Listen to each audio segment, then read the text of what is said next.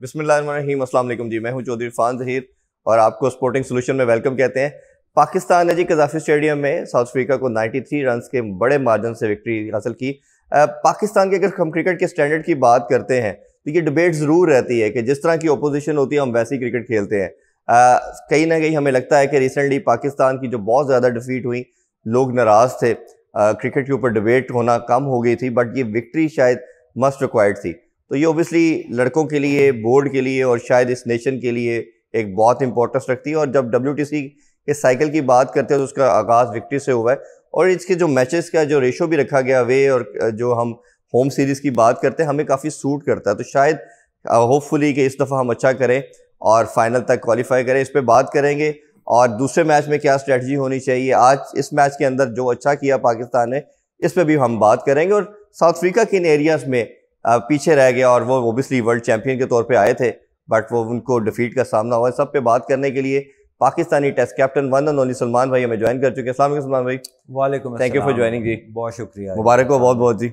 Thank you very much. आपको भी मुबारक हो और तमाम देखने वालों को जो कि क्रिकेट को शौक से देखते हैं अराउंड द वर्ल्ड, जितने भी पाकिस्तानी था सबको मुबारक हो। आई थिंक जीत तो no matter what it's always good, it acts like vitamins which are very much required.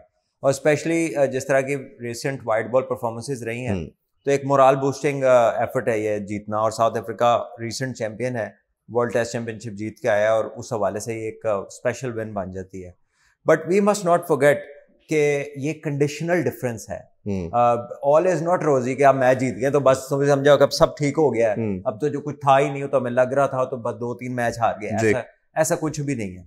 It is whole a lot of all what happened was because of the conditions जो आपने create किए, और ये आपको दुनिया में कोई और नहीं देगा। ये जो आपके मैच हैं वही हैं, and on the top of that इस पर टॉस जीतना बहुत जरूरी जी। सो हैविंग सेड दैट, हमारे लड़कों ने अच्छी परफॉर्मेंस दी, उनसे जो भी स्ट्रेटेजी डिजाइन हुई थी उसके मुताबिक उन्होंने बहुत अच्छा खेला। दोनों स्पिनर्स आउटस्टैंडिंग उनकी कंट्रीब्यूशंस रही हैं पिछली कुछ सीरीज में। इस टेस्ट मैच में नुमान ने स्पेशली बहुत ही उम्दा बॉलिंग की और उसने बड़ी की मोमेंट के ऊपर आपको विकेट्स दिलाए, टॉप प्लेयर्स को आउट किया। और इसमें जो खुशाइन बात थी कि आपकी शाहीन ने जो आखिर में 4 आउट किए वो रिदम में आ रहे हैं, उनका बॉल रिवर्स हो रहा है जो कि मिसिंग नजर आ रहा था कि यार पाकिस्तान के बॉलर्स का रिवर्स ना होना ये एक मतलब मायूब सी बात है ना कि रिवर्स तो निकला ही पाकिस्तान से है जी, तो ये होना चाहिए। So it is good to see Shaheen gaining rhythm and getting the ball going reverse कर रहा है और आउट कर रहा है, विकेटें ले रहा है, क्योंकि ऐसी पिचेस के ऊपर फास्ट बॉलर्स के पास जो ऑप्शन है वो रिवर्स की ही होती है। और apart from that I think Agha की कोई अच्छी फॉर्म नहीं थी पिछली कुछ 1-2 सीरीज उसकी डिसअपॉइंटिंग थी, उस हवाले से उसने रन्स किए, सो ही get some confidence back. Imamul Haq का कमबैक हुआ, बहुत उम्दा, उन्होंने बारी ली पहली इनिंग्स में, दूसरी में पता नहीं क्या हुआ, उन्होंने पहली दूसरी बॉल पे निकल के मार दी जिसकी कोई जरूरत नहीं थी। बाबर ने जो सेकंड इनिंग खेली 42 की, उसमें थोड़ा फ्लो नजर आया, ये पॉजिटिव था। उसके अलावा रिजवान ने एक अच्छी बारी खेली अंडर प्रेशर, उस वक्त एक मिनी कोलैप्स हुआ था, वो बहुत यूजफुल थी। सो काफ़ी सारी कंट्रीब्यूशंस थी। शान मसूद ने अच्छी बारी ली पहली इनिंग में, वो पाकिस्तान के कैप्टन है, वो जब अच्छा खेलेंगे, कप्तान का इन फॉर्म होना उसका कॉन्फिडेंस बढ़ाता है और उसके फैसलों में क्लैरिटी और बेहतरी नजर आती है, तो उस हवाले से ये चीज़ें बड़ी इंपॉर्टेंट है। But again coming back to the game itself, yes Pakistan won, well played to the team, लेकिन इसके पीछे आपका एक टैक्टिकल डिजाइन है, आपकी एक पिच कंडीशन है जो आपने बनाई हुई है, और ये आपको अपने अलावा कहीं नहीं मिलेगी। और ये एक ऐसी कंडीशन है जो शायद आप हर एक के खिलाफ ना बना सकें जी। श्रीलंका के स्पिनर आएंगे बहुत अच्छे हैं, वो उनको भी ये चीज सूट करती है।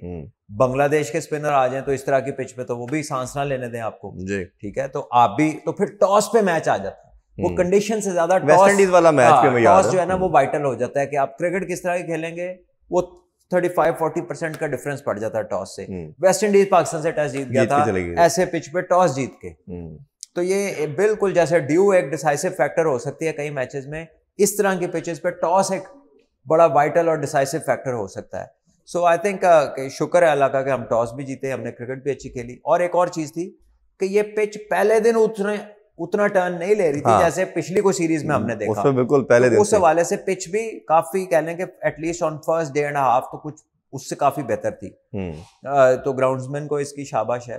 बाकी है कि अगला मैच है पाकिस्तान को, they need to win the toss बिल्कुल। अच्छा, इसमें हम मैच पे बात करने से पहले ये डिबेट ना एक बहुत पहले भी हुई, अब फिर आज बहुत ज्यादा मैं देख रहा हूँ मीडिया, सोशल मीडिया पे कुछ क्रिकेटर्स हमारे कह रहे हैं कि होम एडवांटेज लेना चाहिए, अब कोई दुनिया सारी लेती है, कुछ कह रहे हैं कि नहीं ये प्लेयर के लिए अच्छा नहीं है, आपको कंड्यूसिव एनवायरनमेंट देना चाहिए दोनों तरफ के। ये नहीं हो सकता कि आप इस तरह की पिचेस बना लें, ये आपको प्रॉब्लमेटिक पार्ट करेगी जब आप ये सवाल करें कि ये चाहते क्या है, क्या चाहते हैं कि पाकिस्तान जीते मैच या ना जीते।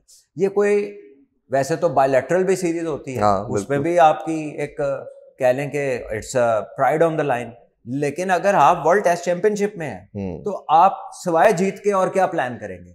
तो यही तरीका बेस्ट है आपके जीतने का। आप कोई गेम डेवलपमेंट का काम तो नहीं कर रहे कि यार ये बॉलर क्या करेंगे, फास्ट बॉलर क्या करेंगे, हम क्या। जब इंडिया बनाती है स्पिनिंग ट्रैक्स जिसपे वो टॉस हारे थे तो न्यूजीलैंड ने उनको हरा दिया था, ऐसे ही है, ठीक है। तो क्या इंडिया के प्लेयर डेवलप नहीं हुए? भैया जहां पर प्लेयर डेवलपमेंट का काम हो ना, उसके लिए ये प्लेयर क्यों नहीं बोलते? अंडर 19 का 3 डे खत्म हुआ, किसी की आवाज नहीं निकली, ठीक है। फर्स्ट क्लास जो है वो कभी किसी रंग में होती है, कभी किसी रंग में होती है, उसको कम लोग डिस्कस करते हैं, बल्कि उसके साथ टिंकरिंग ज्यादा करते हैं। कभी 100 ओवर की इनिंग कर देते हैं, कभी पॉइंट बना देते हैं उसके, कभी उसका 80 ओवर की पहली इनिंग कर देते हैं, जहां पे दूसरी दुनिया सेकंड न्यू बॉल खेलती है, हमारी इनिंग खत्म हो जाती है। 40 ओवर बाद स्पिनर तेज गेंदें मारनी शुरू कर देते थे। इमर्जिंग कैटेगरी दुनिया में कहाँ है फर्स्ट क्लास में? तो उसको ठीक करने के बजाय वो हर काम टेस्ट क्रिकेट में देखते हैं कि इधर ऐसी पिच क्यों बन गई, इधर ये क्यों, और आपके पास रास्ता क्या है अभी जीतने का? लेट्स बी फेयर, ठीक है। आप दिस इज योर, अगर आप एक तेज विकेट बनाएंगे या बैटिंग विकेट बनाएंगे या आप ग्रीन पिच बनाएंगे, हर कंडीशन में साउथ अफ्रीका आपसे बेहतर टीम है जी। So this is your tactic, your strategy to win. शायद वो चाहते हैं कि आप अगर अवे जाएंगे तो फंसेंगे, तो प्रिपरेशन तो आपने डोमेस्टिक में करनी है ना, मैच की तो जीतने की जाएंगे। हाँ ठीक है, पहले टीमें नहीं फंसती थी, जब स्पिन विकेटें नहीं थी पाकिस्तान की तो हम ऑस्ट्रेलिया जीत जाते थे, साउथ अफ्रीका जीत जाते थे सारी सीरीज। तो give us a break, let's be fair कि अब ये टीम जीत रही है, यही कंडीशन है जो उन्हें बेस्ट सूटेबल है, बेस्ट चांसेस हैं इसके अंदर, और टॉस डिपेंडेंट भी है, आपकी लक फैक्टर भी होना चाहिए, जाहिर है किसी तरह की भी कंडीशन हो। तो अगर आपने प्लेयर डेवलपमेंट में काम करना ना, जरा भेजे अपनी ए टीम को, 6 टूर कराए साल के, ऑस्ट्रेलिया जाए, इंग्लैंड जाए, तो सबको, सब बच्चों को, आने वाले बच्चों को सब पता होगा कहाँ पे कैसा खेलना है, कहाँ की क्या एडजस्टमेंट है, किधर पेस है, किधर बाउंस है, कहाँ स्विंग है, कहाँ सीम है, कहाँ पर आपके स्पिन फ्रेंडली है, कहाँ पर तेज बॉल आता है, कहाँ पे थोड़ा ग्रिप होता है। आप भेजे टीमों को बाहर, सारे इंडिया बाहर है, अंडर 19 बाहर है, ए टीम टूर पे है, वुमेन्स टूर पे है, जिम्बाब्वे की भी टूर पे है, बांग्लादेश की भी टूर पे है, साउथ अफ्रीका की भी। हमारे ही कहीं नहीं जाते, तो एड्रेस करना है तो इन चीजों को करें। हाँ। और दूसरा ये कि पाकिस्तान टीम तो जीतने की जगह है, परफॉर्म करने की जगह, सिखाना तो दूसरा, जिस तरह आप बता रहे हैं शुरू से ऐसे ही है। इधर कोच भी बन के फिर कह रहा होता मैं कोर्स कर लूं, ठीक है। इधर प्लेयर भी जो आ जाता है वो आ कहता है जी आके यहाँ पे ना जरा ठीक हो जाएगा, ऊपर खेलेगा तो ठीक हो जाएगा। बिल्कुल, कई मैच लड़के खेल जाते हैं 15-16 की एवरेज पे, कई पहले भी और अब भी कई मैच लड़के खेल जाते हैं 2-2 50 किए होते हैं, 1000 स्कोर नहीं है 30 मैचों में। तो जो है वो एक सिलसिला ऐसा अजीब सा है कि जिसकी आपको बाकी दुनिया में कोई मिसाल नहीं मिलती। बिल्कुल। अच्छा, हमने डेली तो हम शो करते हैं, बात करते हैं, बट ये डिफरेंट प्लेटफॉर्म है तो इस पर हम कोशिश करते हैं पूरे मैच को भी एनालाइज करें। नुमान से स्टार्ट करते हैं, मैन ऑफ द मैच भी रहा, 10 आउट भी किए उसने, इसी तरह उनकी तरफ से भी मुतसामी ने भी, उसने भी 11 आउट किए, बड़ा शानदार है। तो ये जो रफ पैच को यूज करते रहे आपके ख्याल में, या लेंथ का मामला ज्यादा अच्छा था कि इन्होंने लेंथ दोनों ने बहुत अच्छी रखी और पाकिस्तान को भी फायदा ऑब्वियसली हुआ इसका? देखिए, पिच में उनके लिए बहुत परचेज थी, मतलब नुमान अली ने बहुत शानदार बॉलिंग की, उसने भी बॉलिंग की, लेकिन लेट्स बी ऑनेस्ट पिच में इतनी मदद थी स्पिन के लिए कि कोई भी अच्छा बॉलर जो राइट एरियाज में कंसिस्टेंटली बॉल करता है वो तो बैटर्स के लिए बहुत मुश्किल है उसको खेलना, वो हर वक्त एट द रिस्क होते हैं। और स्पेशली कई बार ऐसा होता है, मैं एज अ बैट्समैन अपनी ऑब्जर्वेशन आपको बता रहा हूँ कि कोई बॉल सीधा रह जाता है, कोई ब्रेक हो जाता है, कई बार ये स्पिनर को भी नहीं पता होता, ठीक है ना, कि वो उसने गेंद किया एक सर्टेन पेस से किया, जिसपे डिवाल्ड ब्रेविस आउट हुए हैं जी। वो इतनी तेज बॉल थी और इतनी शार्प टर्न हुई, ठीक है ना। 10 बॉल आप ऐसे कराएं, 10 के 10 ऐसे टर्न नहीं हो गए। तो ये कंडीशंस है। नुमान अली को क्रेडिट ये जाता है कि उन्होंने राइट एरियाज में बॉलिंग की, लगातार की, बैट्समैनों पे प्रेशर बिल्ड किया और एज अ रिजल्ट उनको कामयाबी मिली, पाकिस्तान को कामयाबी मिली। तो वो जो उनकी महारत है ना कि वो बहुत सारे ओवर्स अच्छी जगह पे कर लेते हैं, तो ये उनका क्रेडिट है, ये उनकी स्किल है कह लीजिए, या वो जो पेस को वेरी करते हैं, ये बड़ा शानदार है जी। बिल्कुल, देखिए one of the most experienced players in your circuit जी, ठीक है। अब मेरा नहीं ख्याल के वो है एक आसिफ अफरीदी है, इन दोनों से ज़्यादा कोई तजर्बाकार स्पिनर पाकिस्तान में इस वक्त करंटली क्रिकेट नहीं खेल रहा होगा। सो ये आपके मैच विनर्स हैं और ये कंडीशन इनके लिए टेलर मेड है। देखिए ना आप, यही जब नुमान बाहर जाता है, आपने उसको कितने मैच खिलाए साउथ अफ्रीका में?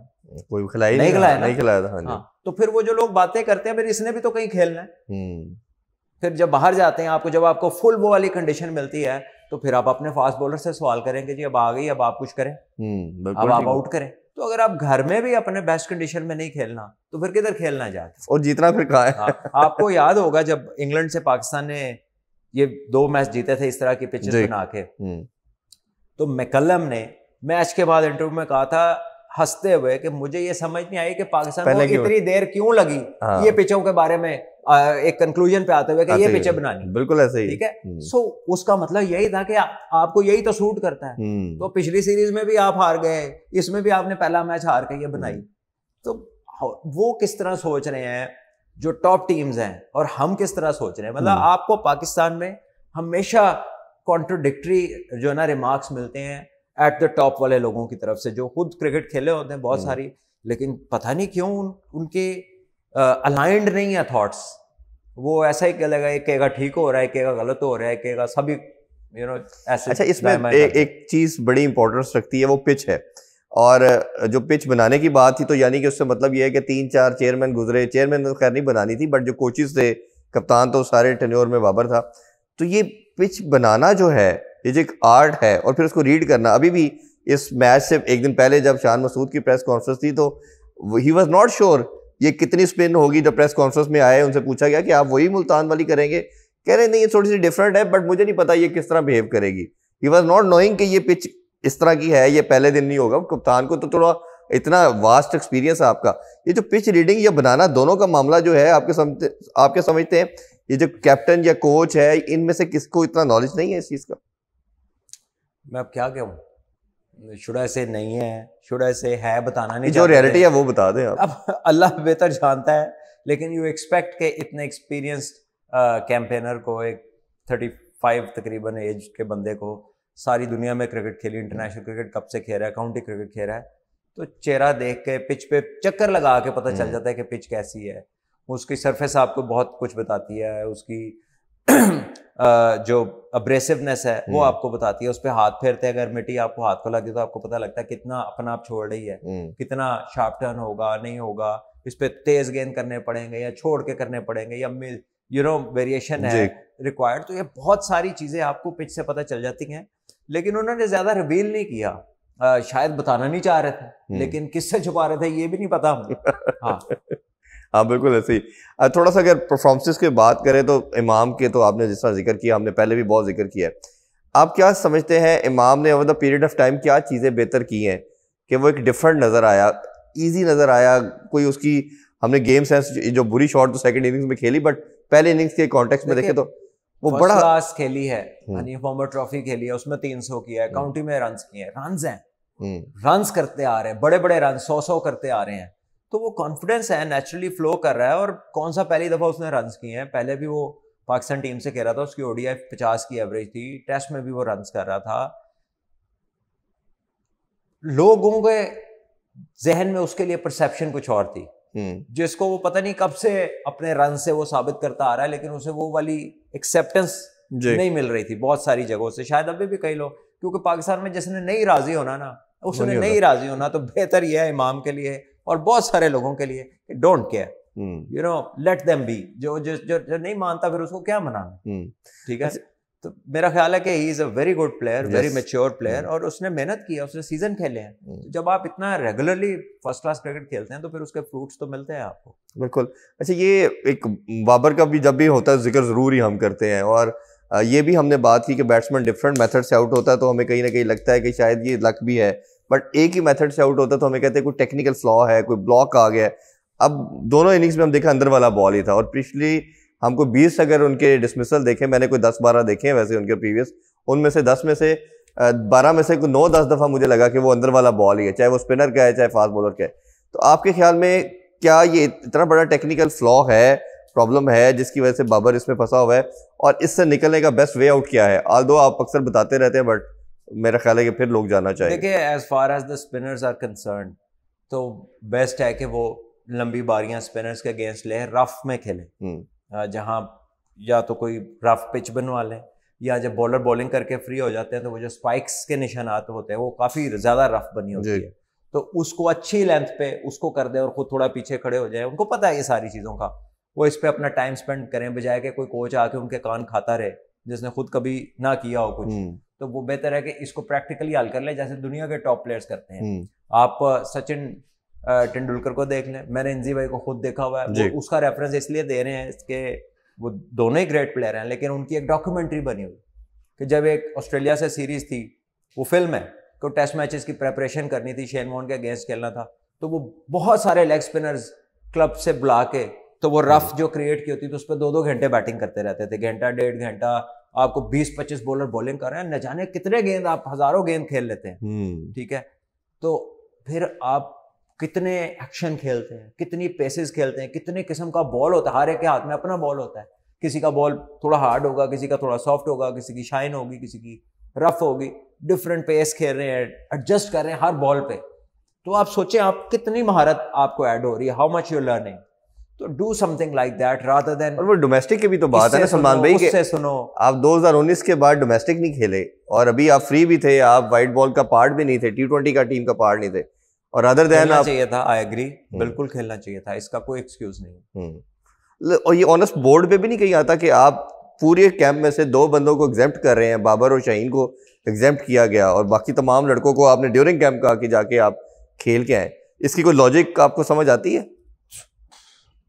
आई डोंट नो, देखिए कोई पर्सनल रीजन ना हो, कोई प्रायर कमिटमेंट ना हो, आई डोंट नो, कुछ होगा तभी, वरना उन्होंने ये कम से कम इतना तो सोचते हैं कि यही 2 क्यों ना जाए, ठीक है। सो मुझे नहीं मालूम कि मुझे क्या अब इसमें कमेंट करूं, क्योंकि असल रीज़न नहीं मालूम, बट श्योरली वो खेलना चाहिए था। अगर उन्हें कोई बहुत ज़रूरी चीज़ नहीं थी, कोई इमरजेंसी नहीं थी, तो this should have been their number 1 priority कि वो ये जाके खेले।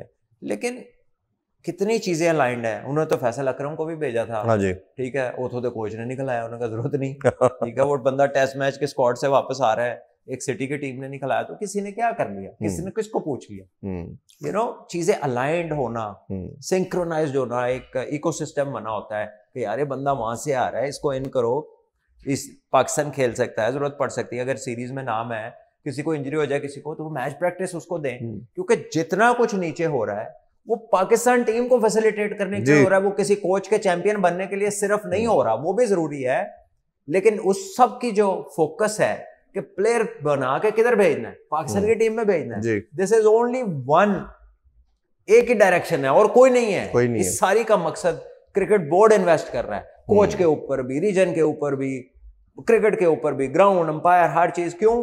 क्योंकि प्लेयर तैयार होकर ऊपर पहुंचे, तो वो प्लेयर नीचे जाता है, वो कहते हैं जरूरत नहीं है, उन्हें निकलाया। भाई आप लोगों के टाइम में हम, मतलब अभी रिसेंट पास के अंदर भी अगर हम देखें, 4-5 साल में पीछे चला जाऊं, तो मैं हमेशा देखा है, क्योंकि ऑब्वियसली क्रिकेट फॉलो करते हैं, आप लोग सारे, जब कोई किसी का भी थोड़ा सा बुरा पैच आता था, वो इवन उससे पीछे चला जाता था, वो क्लब में चला जाता था, क्लब क्रिकेट खेलते थे। अब तो ये आपके ख्याल में कोई अपनी डिसरिस्पेक्ट समझते हैं कि हम डोमेस्टिक के लड़कों के साथ खेलेंगे, क्लब के लड़कों से खेलेंगे? क्या वजह है? क्रिकेट किधर है?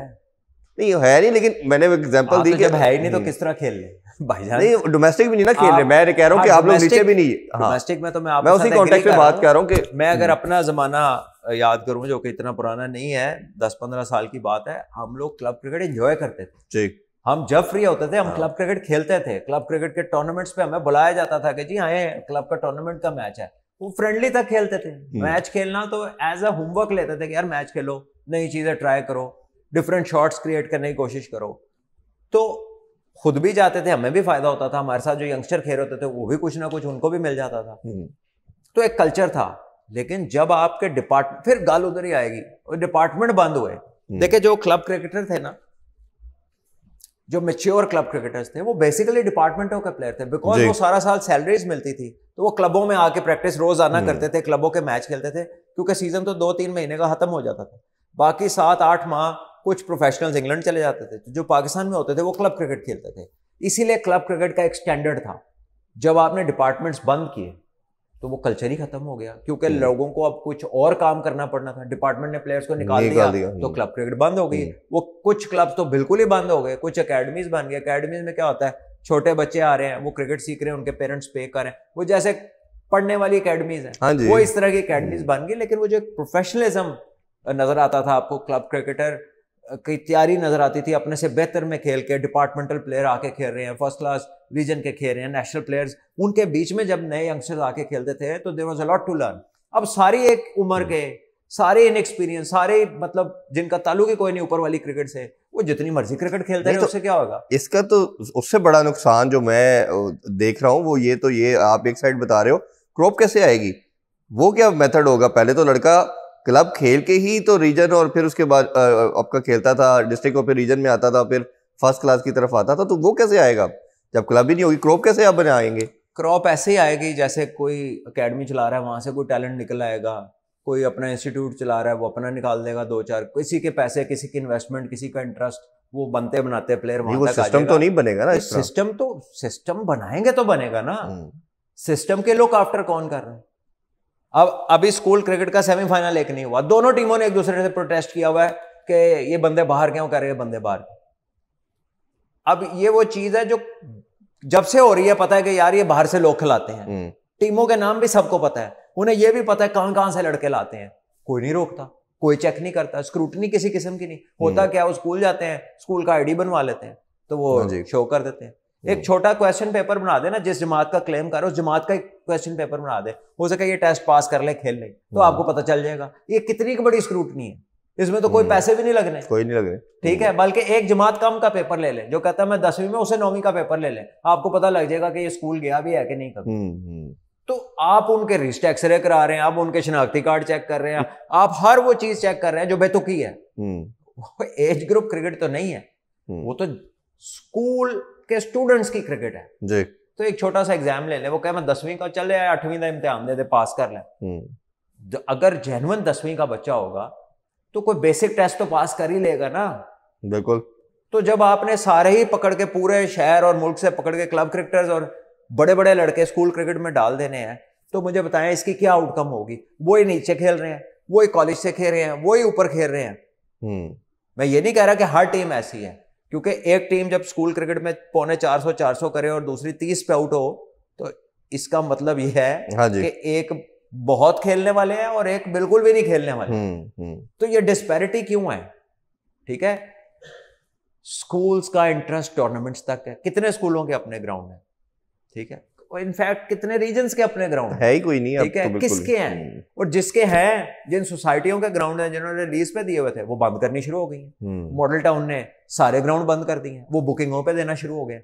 उन्होंने ना सोचा, ना उन्हें किसी ने कहा कि तो एना टेस्ट क्रिकेटर निकले, ये आप क्यों बंद कर रहे हैं? मतलब कोई चीज तो नेशनल सर्विस के लिए रहने दे। उन्होंने क्या करने हैं ग्राउंड लेके सोसाइटी ने? ऐसे ही क्या वो अकेडमी चला सकते हैं? क्या वो वहां पे माली रख देंगे, उसका स्टैंडर्ड बेहतर कर देंगे, अच्छे कोच ले आएंगे, या पाकिस्तान की कोई सर्विस करने लगे? क्या करेंगे उसका? उन्हें बुकिंग रख दी है कि जी वीकेंड हम फला इतने पैसों का देंगे, दिन इतने पैसों का देंगे। ओ भाई, करके रहे हो तुसी गेम नाल सारे दे सारे।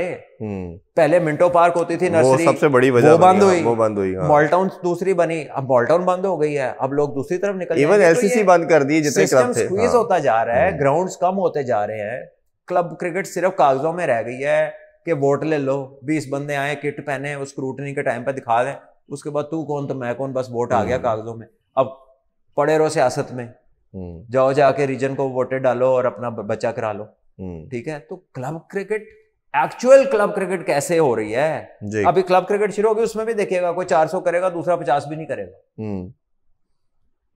ये पहले ना सुना था ना कभी देखा था जी। जो अब कुछ सालों में होना शुरू हो गया। और ये सारे जो है ना अपनी की वो कह रहे हैं अपनी कितनी कराई आगे आ रही है, किसी ने बाहरों आगे नहीं किया। ऐसे ही चले, हम थोड़ा टॉपिक से डेविएट करके इस पे हम आगे बात करते रहेंगे, मैच पे वापस आते हैं।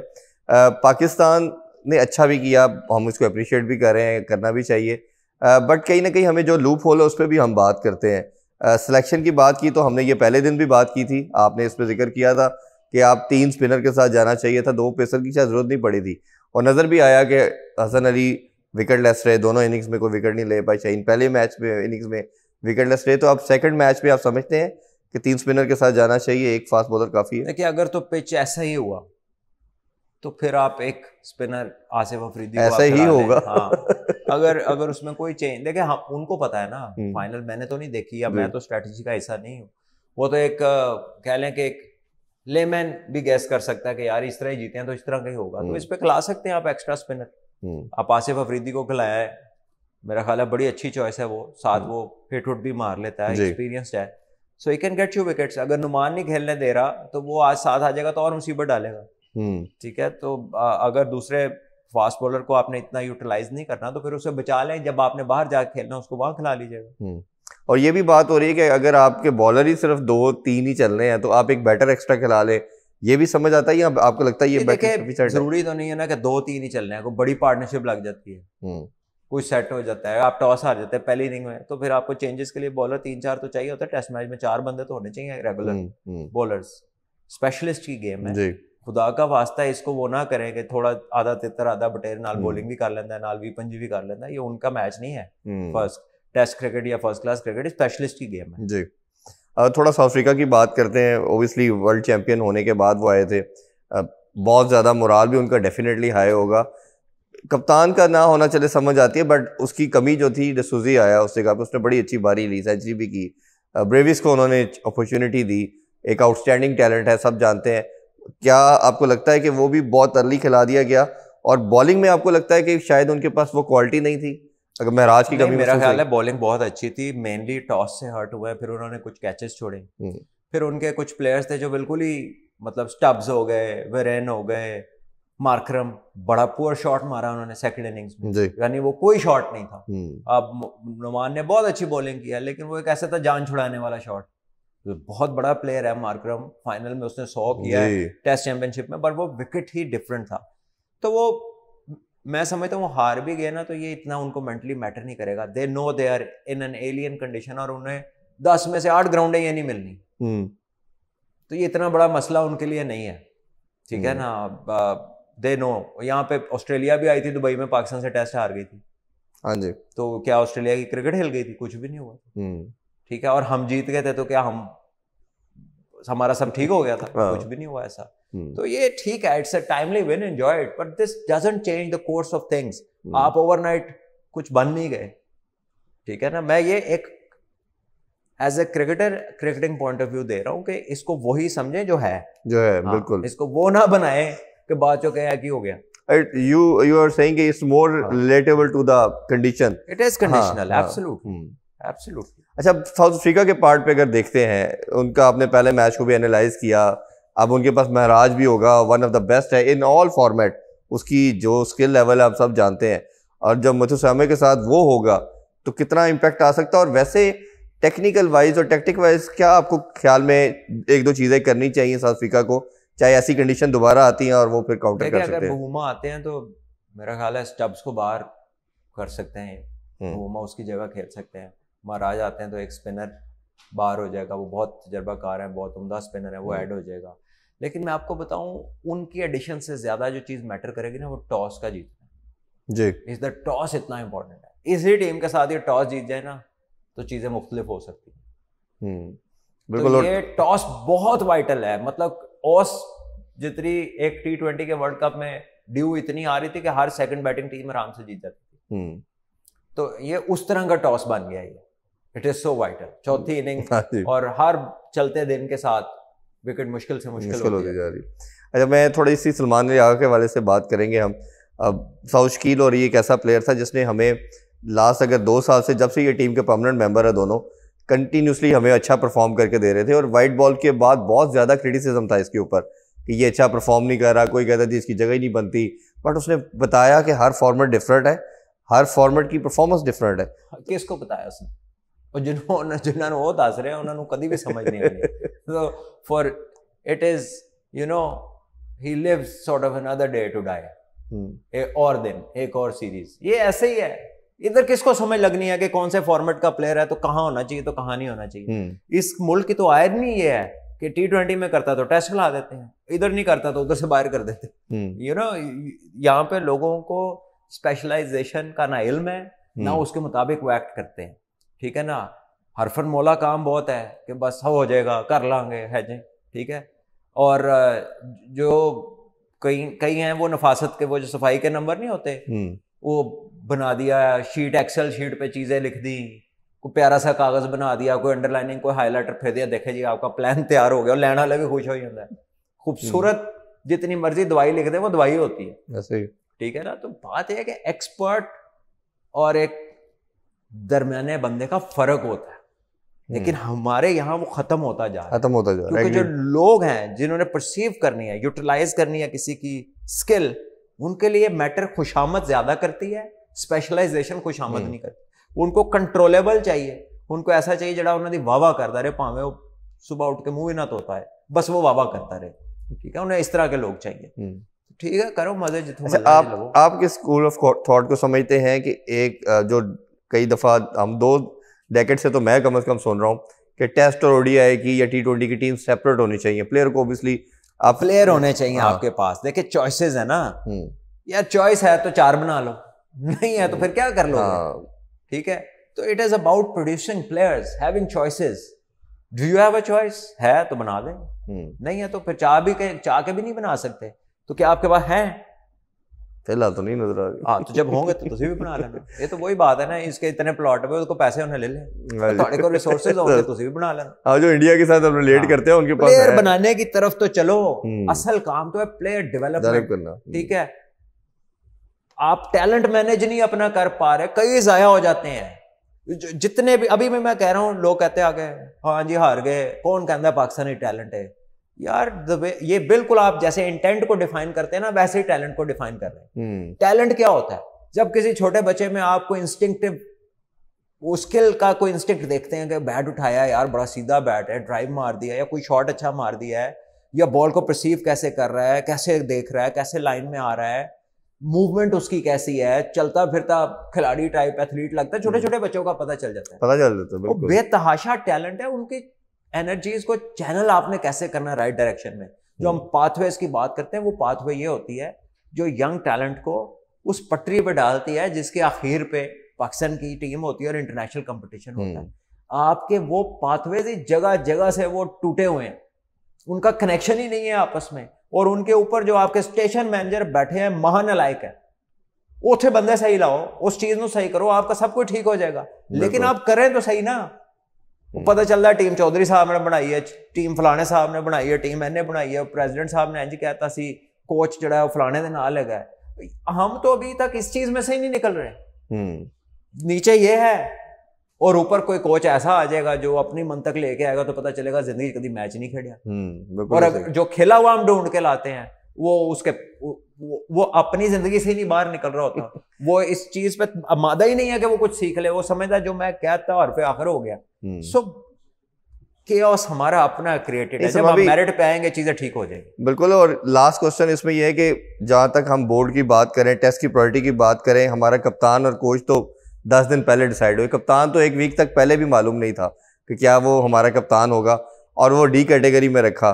खैर आया, अच्छा परफॉर्म किया, सारी जितनी भी क्रिटिसिज्म भी कह ले, अच्छी बारी भी ली। कप्तानी को आप इस टेस्ट मैच में डिस्पाइट ऑफ आउट कैसे मैच में कहीं पे आप फंसे नहीं है। कैप्टनसी जो है ना, वो बड़ी किसी जगह बड़ी ऑब्वियस चॉइसेस हो जाती हैं, और जहां पे ट्रिकी सिचुएशंस आती हैं वहां पे आपका स्ट्रेटेजिक, आपका क्या हाल है, आप टैक्टिकली कितने श्रूड हैं, आप कितने अच्छे थिंकर हैं, वो तो फंसी हुई टेंस सिचुएशंस बताती हैं कि ਤੁਹਾਡੇ हालात की ने। जब सारा कुछ ही ठीक चल रहा हो, स्कोर भी लग जाए बोर्ड पे, टॉस भी जीते हो, चौथी इनिंग भी हो, स्पिनर भी 2 सही हो, अगला को स्पिनर खेलना भी ना आता हो, तो ये बहुत सारे फैक्टर्स ऐसे हैं जिसमें फिर कैप्टनसी नलिफाई हो जाती है। You are stating the obvious कि इंज होना इंज होना इंज होना, सब नूं पता है। मैं कप्तान दी कप्तानी दूं, मैं की जिक्र करा, कहीं मैच तो फंसा ही नहीं, ठीक है। और कोई 1 सैंपल 2 सैंपल नहीं है, बहुत सारी सीरीज है। अगर सैंपल ही देखना है, ये टाइम नहीं है अभी उसके ऊपर कमेंट करने का। It is not necessary to comment on him. जीते है, अल्लाह करे अगला भी जीते, अल्लाह करे हर चीज अपने से बेहतर करता रहे, तो अच्छा हो जाएगा उसके लिए भी। पाकिस्तान को जीते चाहिए। हम बात कर रहे हैं सिस्टम की। हमारी ग्रीवियंसेस हैं कि यार लॉन्ग टर्म में क्या होगा, पीछे की हो रहा है, कम चलेगा किस तरह। हमारा ये नहीं है कि इस मैच में क्या हुआ, ये तो इसके तो एनालिसिस है जी, लेकिन जो हालात किस तरह जा रहे हैं, ठीक कैसे करना है, एक लॉन्ग टर्म प्रोसेस है। उसकी शुरुआत कब होगी, उसको हैंडल कौन कर रहा है, उसके डूज एंड डोंट्स क्या है। हमारी तो फिक्र ही हो रहा है ना, ये तो मैच एक हो गया, अब उसके और ये कोच जो है ये तो बड़ी देर से कोच है, आपको किसने कहा ये अभी अनाउंस हुए हैं? अभी तो ये अनाउंस हुआ है कि इनकी टर्म खत्म होनी। हाँ जी, ये तो मिकी आर्थर के जमाने से कोच है। हाँ जी, वो और इन्हीं लड़कों के साथ कभी कोच है, कभी बॉलिंग कोच है, कभी असिस्टेंट कोच है। सो वो इन सबको जानते हैं। ये तो आखिरी टाइम पे बैटिंग कोच भी कहीं से आ गए, नहीं तो शायद यही बैटिंग कोच भी इन्होंने होना था। चलो ठीक है, 2-3 तो किया उन्होंने टेस्ट क्रिकेट में, को बैटिंग का बता तो सकते हैं। साडा ते को भी कोच है जड़ा कहंदा हाथ देखने की जरूरत ही नहीं, उससे तो 1000 गुना बेहतर है। तो ये आपके ख्याल में जो लड़के हैं, ये कप्तान है, पूरा साइकिल देना चाहिए इनको, दरमियान में कोई छेड़खानी या चेंजिंग ना करें? देखिए, स्टेबिलिटी बड़ा इंपॉर्टेंट फैक्टर है, it can get you good results. तो अगर आपको कुछ डिसाइड करना है तो उसकी एक टर्म डिसाइड कर ले और फिर उस दौरान उसको बैक करें चीज को। जब आप नी जर्क रिएक्शंस करते ना, वो बड़ा रौला पै गया, इंज कर दो।